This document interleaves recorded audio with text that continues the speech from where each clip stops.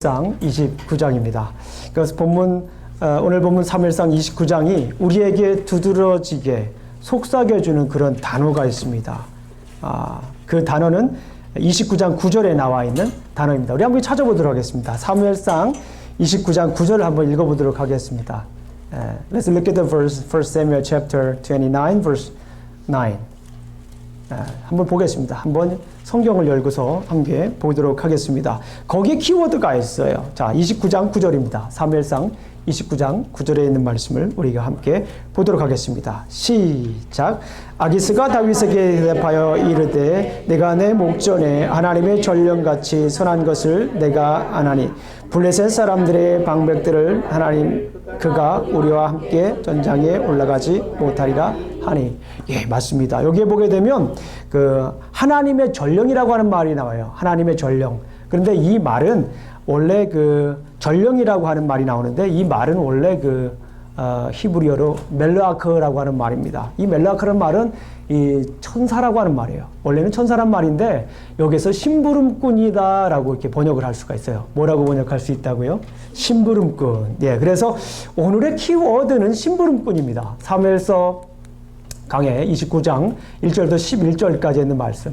심부름꾼이 오늘의 키워드입니다. 자, 여러분들 심부름이라고 하는 것이 뭡니까? 심부름이 무엇이죠? 예, 국어사전에 의하면 이렇습니다. 남의 시킴이나 부탁을 받고 그 일을 대신하는 것을 심부름이라고 이야기를 합니다. 그러면 심부름꾼은 무슨 의미겠습니까? 심부름꾼은 남의 부탁을 받고 그 일을 대신하는 사람을 심부름꾼이라고 이렇게 얘기를 합니다. 그런데 오늘 본문에서 소개하는 심부름꾼은 그 종류가 좀 남다르죠. 예, 누구의 심부름꾼일 것 같아요? 예, 하나님의 심부름꾼이라고 우리가 볼 수가 있습니다. 일반적으로 우리가 아무에게나 심부름을 시키지 않듯이 하나님도 심부름을 시키는 사람의 자격을 물으시고 또 계신 것 같습니다. 심부름꾼은 심부름을 시킨 사람의 임무를 완수해야 하기 때문에 일종의 뭐가 있습니까? 이 자격이 있습니다. 자격. 제가 아주 어렸을 때 일입니다. 예, 아주 어렸을 때 일이에요. 저희 집에 일을 돕는 분들이 계셨는데 어머니께서 저에게 그분들을 위해서 심부름을 했습니다. 심부름 어떤 심부름을 했냐면 막걸리 심부름을 했습니다. 그런데 제가 그 막걸리의 그 달달함의 유혹을 뿌리치지 못했습니다. 아주 어린 나이에 너무 이제 달달하지 않습니까? 그래서 한 모금, 두 모금 먹다가 막걸리 주전자를 꽤 많이 비웠습니다. 그래가지고 그 뒤에 일어났던 일은 제가 굳이 말씀드리지 않아도 그 뒤에 어떤 일들이 일어났는지 여러분들 잘 아실 것입니다. 심부름꾼의 자격이 없는 가장 대표적인 예 중에 하나라고 볼 수가 있습니다. 오늘 본문에서는 하나님께서 원하시는 그 심부름꾼의 그 자격, 누가 원하시는 심부름꾼의 자격입니까? 하나님이 원하시는 심부름꾼의 자격. 다시 말씀드리면 하나님의 심부름꾼의 자격은 무엇인가라고 하는 것을 말씀하고 있습니다. 과연 하나님의 심부름꾼의 자격은 무엇일까요? 오늘 본문을 살펴보면서 우리가 함께 보도록 하겠습니다. 자, 제가 카톡으로 이미 말씀드린 것처럼 오늘 본문을 이해하기 위해서 사무엘상 29장을 이해하기 위해서는 사무엘상 27장부터 29장의 흐름을 이해해야 됩니다. 자, 한번 저를 한번 보세요. 주제적으로 봤을 때는 추격자 사울은 이제 역사의 현장에서 점점 이제 사라집니다. 누가 사라진다고요? 사울은 점점 사라지고 있고요. 누가 이렇게 부각이 됩니까? 다윗이 부각이 돼요. 다윗이 스포트라이트를 딱 받는 거예요. 그 흐름을 쫙 보게 되면. 그래서 이제 그 성경은 의도적으로 다윗을 이스라엘의 왕으로 지금 이렇게 계속해서 어떻게 하고 있어요? 부각시키고 있는 모습을 우리가 볼 수가 있습니다. 이 구조적으로 한번 볼까요? 구조적으로 보게 되면 27장과 29장은요, 이어졌어요. 그러니까 27장, 28장 2절까지 이제 스토리가 하나인데요. 28장 2절까지 스토리가 이어지고, 그 다음에 그 이야기가 29장으로 넘어가서 연결이 돼요. 그러니까 28장에 우리가 지난주에 살펴봤던 신접한 여인이 나와 있잖아요. 이 신접한 여인의 사건은 그 사이에 살짝 들어가 있는 거예요. 그런 우리 구조적인 그런 모습을 우리가 볼 수 있습니다. 그럼 27장에 지난주에 살펴보았듯이 27장에는 어떤 일들이 있었습니까? 전쟁에서 승리한 다윗이 돌아왔을 때 아기스가 다윗을 믿고 이제 영원히 내 부하로 삼겠다고 이렇게 얘기를 합니다.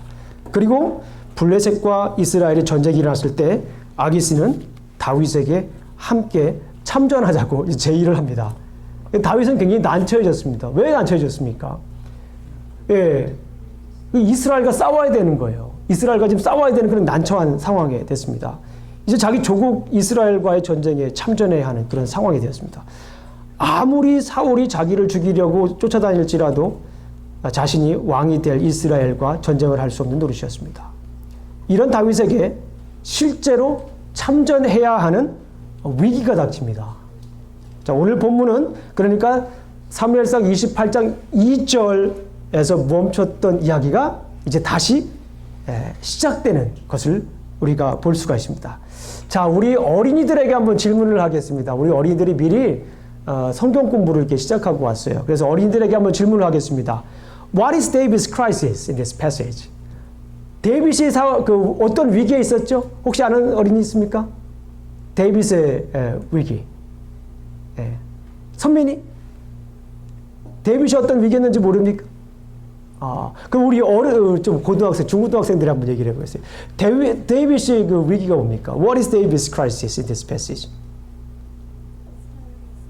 맞아요. 예. 좀 전에 말씀드린 것처럼 이스라엘과 지금 싸워야 되는 그런 위기가 있었는데 진짜 이제 참전을 해야 되는 그런 위기에 닥쳐 있습니다. 블레셋 사람들은 우리가 읽으셨던 것처럼 블레셋 사람들은 그들의 군대를 아벡에 모았고 그 다음에 이스라엘은 이스라엘의 진을 쳤습니다. 위기에 처한 다윗에 대해서 우리가 얘기를 합니다. 이때 블레셋은 많은 군사를 모았고 다윗은 아기스와 함께 전쟁에 참여합니다. 블레셋 지도자들이 어떻게 반응을 하죠? 블레셋 지도자들이 다윗이 전쟁에 참여하는 것을 어떻게 합니까? 반대합니다. 반대하는 그런 모습을 볼 수가 있어요. 문제를 제기합니다. 아기스 왕과 다윗이 함께 있는 모습을 보고 이제 그 지도자들이 깜짝 놀래요. 아기스가 정신이 나간 거 아니냐는 거예요. 예. 어떻게 이 다윗이 어떤 사람인 줄 알고 지금 이 다윗을 참전시키냐는 그런 얘기를 합니다. 그런데 이때에 아주 중요한 이야기를 합니다.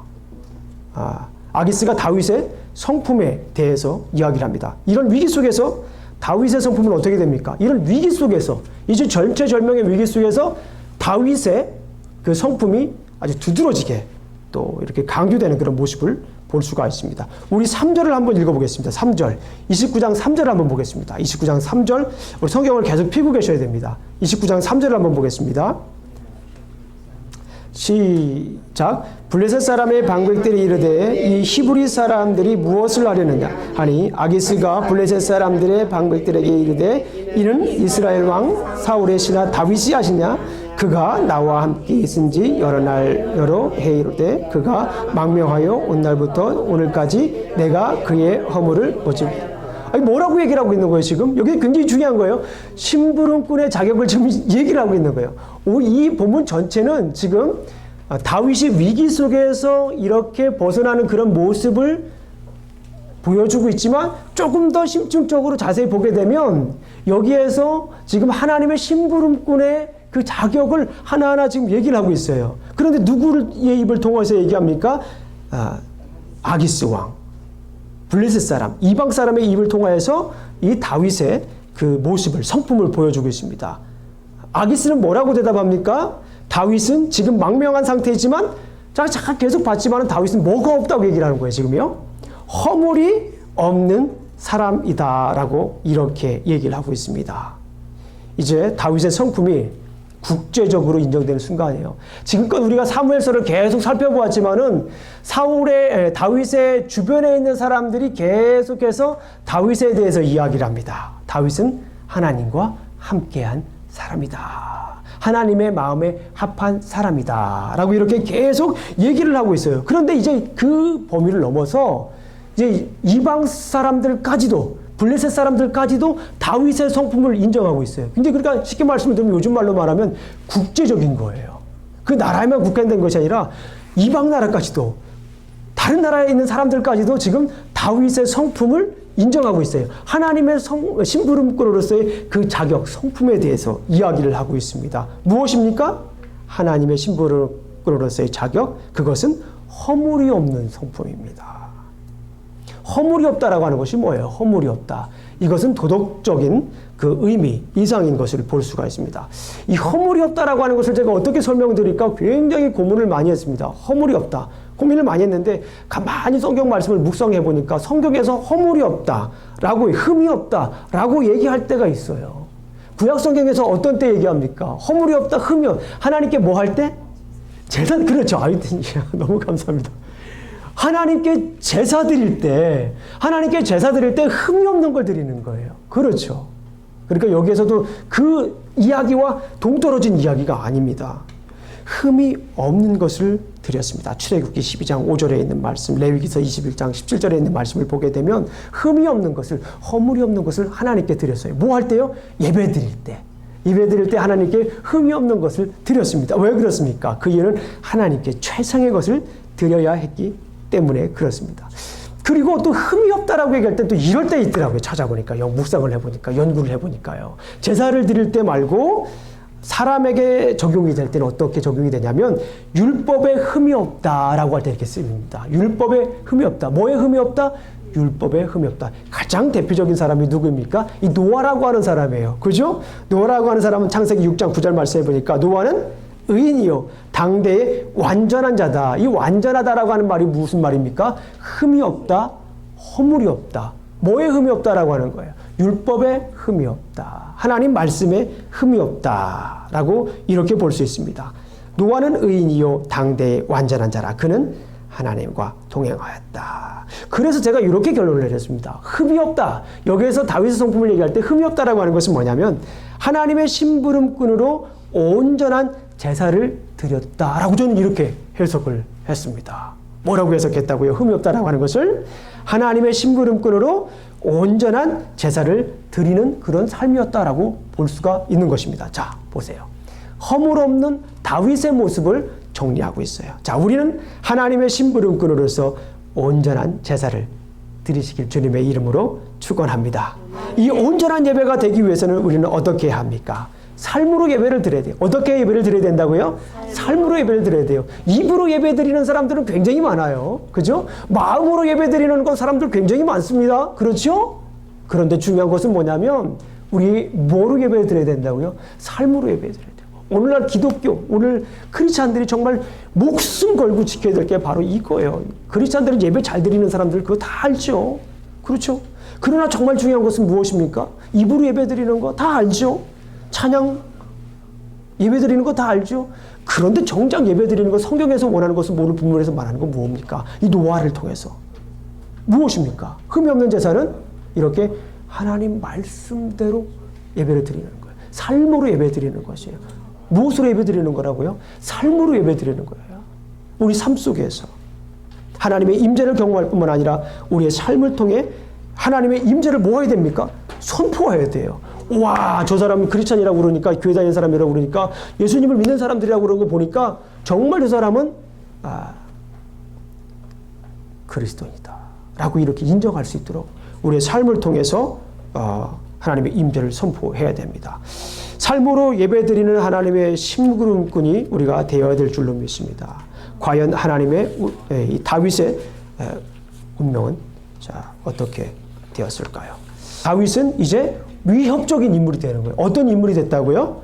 위협적인 인물이 됩니다. 우리 학생들에게 한 번 더 물어볼게요. 우리 학생들에게 Why were the Philistines commanders angry? 왜 블레셋 지도자들이 이렇게 화가 났죠? 왜 화가 났는지 혹시 기억이 납니까? Why were the Philistines commanders angry? 왜? 그럼 우리 고등부 학생들이 중고등부 학생들이 한번 맞춰보겠습니다. 왜 화가 났죠? 그렇죠. 다윗은 어디를 가나 계속 어떻게 한 사람이었습니까? 예, 이긴 사람이었습니다. 다윗 불만을 갖습니다. 그들은 다윗을 돌려보내라고 이제 얘기를 하죠. 그들은 지금 다윗과 함께 전쟁에 참여할 수 없다고 이제 불평을 합니다. 그리고 다윗이 전쟁에 참여할 수 없는 이유를 얘기를 합니다. 4절을 한번 읽어보겠습니다. 29장 4절을 우리가 한번 읽어보겠습니다. 자, 29장 4절. 준비되셨어요? 한번 읽어보겠습니다. 시작. 블레셋 사람들의 방백들이 그에게 노한지라. 블레셋 방백들이 그에게 이르되 이 사람을 돌려보내어 왕이 그에게 정하신 그 처소로 가게 하소서. 그는 우리와 함께 싸움에 내려가지 못하리. 그가 전장에 우리 대적이 될까 하나이다. 그가 무엇으로 그 주와 다시 화합하리까? 이 사람을 머리로 하지 아니하겠나이까? 그들이 춤을 추며 노래하여 이르되 사울이 죽인 자는 천천히요 다윗은 만만이로다 하던 그 다윗이 아니니까 하니. 여기에서 이야기를 하죠. 중요한 것은 지금 방랑각이지만은 과거에는 이 사울의 용맹을 능가하는 용맹스러운 명장이었다. 이 다윗을요, 이 블레셋 사람들이 지금 기억을 하고 있는 거예요. 어떤 때 사건을 기억하고 있는 것 같아요. 다윗과 골리앗이 싸웠을 때 그 유명한 장면 있잖아요. 다윗과 골리앗이 싸웠을 때 그 유명한 그 장면을 아직도 지금 이 사람들 머릿속에는 기억이 되어 있는 거예요. 그때 블레셋과 이스라엘이 싸웠을 때에 골리앗이 나와가지고 이스라엘 백성들 하나님을 욕하고 했을 때 이스라엘 백성들은 뭐 거기에서 뭐 이렇게 두려워가지고 나와서 싸울 수 없고 그냥 네가 나가 내가 나가 이렇게 이제 뭐 서로 이렇게 밀었을 때 거기에 다윗이 나와서 그 골리앗 블레셋의 챔피언 골리앗을 거기에서 무찔렀던 그 사건들을 아직도 이 사람들은 기억하고 있는 거예요. 그러면서 그때 당시 이스라엘 여인들이 불렀던 노래를 아직까지 기억을 하고 있는 거예요. 사울이 죽인 자는 천천히요 다윗이 죽인 자는 만만이다. 이 얘기를 아직까지 기억을 하고 있는 거예요. 결국에는 무엇입니까? 다윗이 블레셋 사람들에게 아직까지 위협적인 존재였다라고 하는 것을 볼 수가 있습니다. 자, 여기서 우리는 하나님의 심부름꾼으로서의 두 번째 자격을 생각할 수가 있습니다. 무엇입니까? 다윗은 블레셋 방백들이 이야기했던 것처럼 자기의 일에 뭐한 사람이에요? 실력 있는 사람입니다. 쉽게 말씀을 드리면 다윗은 용사로서 실력을 가지고 있는 사람이었던 것을 볼 수가 있습니다. 자, 우리는 어떤 일을 하든지 관계없이 자기가 현재 하고 있는 일에 실력을 인정받는 사람이 되어야 됩니다. 하나님의 심부름꾼으로서의 자격이 이거예요. 첫 번째는 허물이 없는 사람. 두 번째는 자기가 맡은 일에 뭐 하는 사람, 자기가 선 자리에서 실력을 인정받는 사람이라고 이렇게 볼 수가 있는 거예요. 학생들은 뭐 어떻게 하면 실력을 인정받을 수 있어요? 학생들은 학업에 충실해야 됩니다. 그리고 미래에 어떻게 하나님으로부터 쓰임받을지 하나님께 물어보고 지금부터 뭐 해야 됩니까? 준비해야 되는 거예요. 하나님이 주신 비전을 보면서 지금부터 준비해야 되는 거예요. 이게 실력 있는 사람입니다. 나를 향한 하나님의 비전이 무엇인지 알고서 그것을 위해서 준비하는 삶. 이것이 무엇입니까? 실력 있는 사람이에요. 그 비즈니스를 하시는 분들은 어떻습니까? 비즈니스 하는 그 관련 분야에서 전문적인 실력을 쌓아서 인정을 받아야 돼요. 직장에 있는 분들은 어떻습니까? 직장에 있는 분들도 마찬가지죠. 직장에서도 실력을 인정받아야 됩니다. 그리고 우리 그리스도인들에게는 사업터를 통해 직장을 통해서 이루시려는 하나님의 뜻을 알고 따라가는 것, 이 또한 실력입니다. 이 가정에서는 어떻습니까? 가정에서요. 가정에서 아이들과 아내와 남편에게 실력을 인정받아야 돼요. 한번 따라해 보세요. 남편으로서 실력을 인정받자. 남편으로서 실력을 인정받아야 돼요. 이 하나님의 신부름꾼이 되려면 가정에서 남편으로서 실력을 인정받아야 되는 거예요. 예. 그 아내는 어떻습니까? 아내도 마찬가지입니다. 아내도 가정에서 아내로서 실력을 인정받아야 되는 거예요. 그러니까 가정에서 아내로서 실력을 인정받지 못하고 가정에서 남편으로서 굉장히 저도 부담되는 얘기입니다. 사실은 솔직히 말씀을 드리면은 남편으로서 인정을 받아야 되는 거예요. 목사도 남편으로서 인정을 받아야 되는 거예요. 그리고 우리 교회에서도 우리 직분을 가지고 있든 가지고 있지 않든 교회에서도 아내는 아내로서 집안에서 인정을 받아야 되는 것입니다. 이게 하나님의 심부름꾼으로서의 아주 중요한 자격인 줄로 믿습니다. 하나님의 심부름꾼의 자격은 자기가 서 있는 분야에서 실력을 인정받는 것, 즉 자기가 선 자리에서 하나님의 뜻을 이루는 사람입니다. 블레셋 방백들에게 위협적인 다윗은 결국 어떻게 되었을까요? 결국 그는 위기에서 벗어나게 되는 모습을 볼 수가 있습니다. 첫 번째, 다윗은 위기에 처하죠. 그러나 위협적인 사람으로 사람들이 인정을 하죠. 그리고 마지막 섹션에서 얘기하는 것은 뭐냐면 이제 결국에는 다윗이 어떻게 됩니까? 위기를 탈출하는 그런 모습을 우리가 볼 수가 있습니다. 자, 아기스가 어떻게 얘기를 합니까? 전쟁에 참여하지 못하는 이 다윗에게 가서 이야기를 하죠. 그런데 그 이야기를 가만히 들어보니까, 성경을 읽어보니까 다윗을 뭐 하고 있는 거예요? 다윗을 위로하고 있어요. 아기스 왕이 다윗을 뭐 하고 있다고요? 위로하고 있습니다. 위로하면서 다시 한 번 더 거기에서 하나님의 심부름꾼으로서의 자격, 하나님의 심부름꾼으로서의 성품을 거기에서 이야기해 주는 것을 우리가 볼 수 있어요. 자, 한마디로 말씀을 드리면 이제 다윗이 어떤 사람인지 이 이방의 왕 아기스가 설명을 해 줍니다. 우리 한번 6절을 한번 보겠습니다. 6절을 한번 읽겠습니다. 6절을 다 같이 한번 읽어보도록 하겠습니다. 6절 시작. 아기스가 다윗을 불러 그에게 이르되 여호와께서 살아계심을 두고 맹세하노니 내가 정직하여 내게 온 날부터 오늘날까지 내게 악이 있음을 보지 못하였으니 나와 함께 진중에 출입하는 것에 내 생각에는 좋으나 수령들이 너를 좋아하지 아니하니. 여기서 뭐라고 얘기를 합니까? 내가 뭐 한다고 얘기를 해요? 정직하다. 내가 뭐합니까? 내가 악이 있음을 내가 보지 못했다. 이렇게 성품을 얘기를 해주는 거예요. 누가 얘기를 합니까? 아기스 왕이.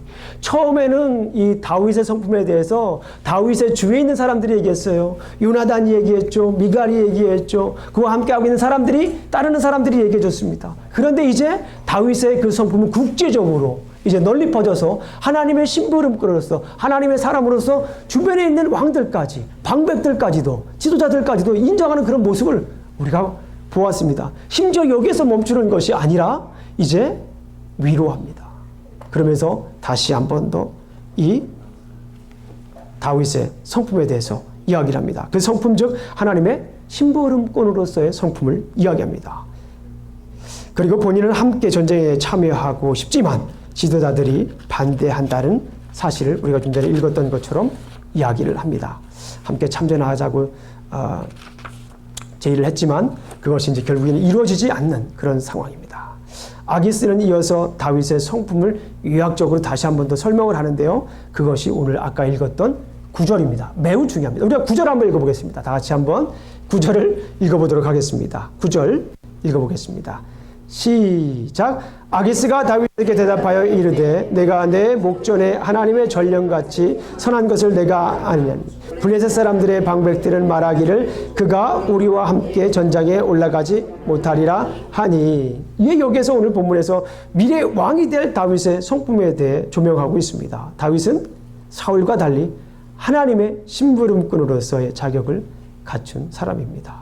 다윗은 한마디로 말씀을 드리면 어떤 사람입니까? 선한 사람입니다. 자, 그럼 여기에서 다시 한번 또 이렇게 말씀을 나누죠. 이 선한 사람이라고 하는 것이 어떤 사람일까요? 여러분들 선한 사람이라고 하는 것이 하면 떠오르는 것들이 뭐가 있습니까? 허물이 없는 것도 마찬가지고요. 선한 사람이라고 하는 것은 1차적으로 윤리적인 부분들을 얘기하는 건 사실입니다. 그런데 성경에서 말하는 것은 이 윤리적인 의미를 좀 더 넘어서 이렇게 이야기를 하죠. 윤리적인 말씀을 보게 되면 올바르고 착하여 인간의 도덕적 기준에 맞음. 이게 선하다라는 뜻이에요. 그런데 이것을 여기서는 그 선한 것 의미를 조금 더 지나서 이제 성경적 의미를 우리가 살펴보아야 됩니다. 저는 이 선하다라고 하는 것에 대해서 생각을 할 때 가장 저에게 좀 중요한 그 성경 구절이 있습니다. 우리가 새벽에 에베소서 말씀을 계속 보잖아요. 그런데 에베소서 2장 10절입니다. 저에게 선하다라고 하는 의미를 가장 강하게 주고 정확하게 저에게 준다라고 생각하는 그 말씀은 에베소서 2장 10절입니다. 우리 한번 좀 신약 성경에 있지만은 에베소서를 한번 찾아보도록 하겠습니다. 에베소서 2장 10절입니다. 에베소서 2장 10절 말씀을 우리가 함께 살펴보도록 하겠습니다. 신약성경 311쪽입니다. 제가 가지고 있는 성경책은 신약성경 311쪽입니다. 우리가 예배 드리실 때는 항상 우리 성경책을 꼭 가지고 오셔야 됩니다. 에베소서 2장 10절, 제가 가지고 있는 성경책으로는 신약성경 311쪽입니다. 제가 새벽 예배 때 한번 말씀을 드렸죠. 우리 함께 보도록 하겠습니다. 2장 10절 다 같이 한번 읽어보겠습니다. 시작. 우리는 그가 만드신 바라 그리스도 예수 안에서 선한 일을 위하여 지으심을 받은 자니 이 일은 하나님이 전에 예비하사 우리로 그 가운데서 행하게 하려 하심이라. 네, 우리에게 주는 아주 굉장히 그 선을 잘 설명해 주는 그런 말씀입니다. 자, 여기를 읽어보게 되면 그렇죠. 그리스도 그가 우리를 만드신 바라. 이 우리가 주님께서 우리를 만들었을 때, 하나님께서 만들었을 때, 이거 언제입니까? 이거는 1차적으로, 물론 에베소서의 독특한 특징이 있지만 1차적으로 하나님이 우리를 만드셨을 때, 그때를 생각하면 언제입니까? 창조 때입니다. 그리스도 예수 안에서 선한 일을 위하여 지으심을 받은 자니 이 일은 하나님이 전에 예비하사, 하나님이 전에 예비했던 것이 언제입니까? 굉장히 오래된, 다시 말씀드리면 창조 때로 돌아가야 되는 거예요. 이 선하다라는 것을 우리가 그 의미를 알기 위해서는 창조 때로 우리가 돌아가야 되는 것입니다. 하나님은 사람을 누구의 형상대로 만드셨어요? 하나님의 형상대로 만드시고 그에게 위명령을 주셨습니다. 이 말씀을 보신 것처럼 그리스도 예수 안에서 선한 일을 위하여 지으심을 받은 자니 이 일은 하나님이 전에 예비하사 우리로 그 가운데서 행하게 하려 하심이라. 행하게 하신 게 뭐냐는 거예요. 행하게 하신 거. 그것을 설명해 주는 말씀이 창세기서 1장 28절에 있는 말씀이에요. 우리가 한번 제가 읽어드리겠습니다. 잘 아시는 말씀드리기 때문에. 하나님이 그에게 복을 주시며 하나님이 그들에게 이르시되 생육하고 번성하여 땅에 충만하라. 땅을 정복하라. 하나님의 바다의 물고기와 하늘의 새와 땅에 움직이는 모든 생물을 다스리라. 이게 뭡니까? 우리가 성경 공부하신 분들은 너무 잘 아시는 말씀입니다. 이게 무슨 명령이라고 제가 말씀을 드렸어요? 위임 명령이에요. 통치 위임 명령이에요. 다스리라고 하는 거예요. 이 세상을 다스리라고 하는 겁니다. 뭐로서 다스리라고 하는 거예요? 부왕으로서 이 세상을 다스리라고 하는 거예요. 그러니까 다시 말씀을 드리면 여기에서 선한 사람이라고 하는 것은 뭐냐면 하나님께서 우리를 만드셨을 때, 하나님의 형상으로 만드셨을 때 우리에게 준 그 명령을 잘 지키는 사람이에요. 그 통치 위임 명령을 잘 지키는 사람이라는 것을 우리가 알 수가 있습니다. 하나님 나라에 대한 통치 위임 명령을 우리가 얘기하는 것이에요. 그런 관점에서 볼 때 오늘 본문에서 선한 일이란 도덕적으로 단순한 선한 일이라기보다는 하나님 나라에 대한 통치의 회복이라고 볼 수가 있는 것입니다. 자, 그럼 다윗은 어때요? 다윗은 그 하나님의 통치 위임 명령에 대해서 어떤 사람입니까? 아마도 이스라엘 역사 가운데 그 통치 위임 명령을 가장 잘 수행한 사람 중에 하나가 누구예요? 다윗이에요. 가만히 보세요. 이것을 어떻게 합니까? 이것을 이방 사람들이 다 알고 있다라는 거예요. 이스라엘 사람들뿐만 아니라 이방 사람들까지도 이 다윗은 하나님의 그 통치 위임 명령을 제대로 수행하고 있다라고 하는 것을 너무나도 잘 알고 있다라고 하는 것입니다. 이스라엘 백성들은 알았겠죠. 그런데 오늘 본문에 보니까 이방 왕들까지도 이 모든 것을 알고 있었다라고 하는 거예요. 자, 오늘 말씀을 한번 이렇게 정리해 보도록 하겠습니다.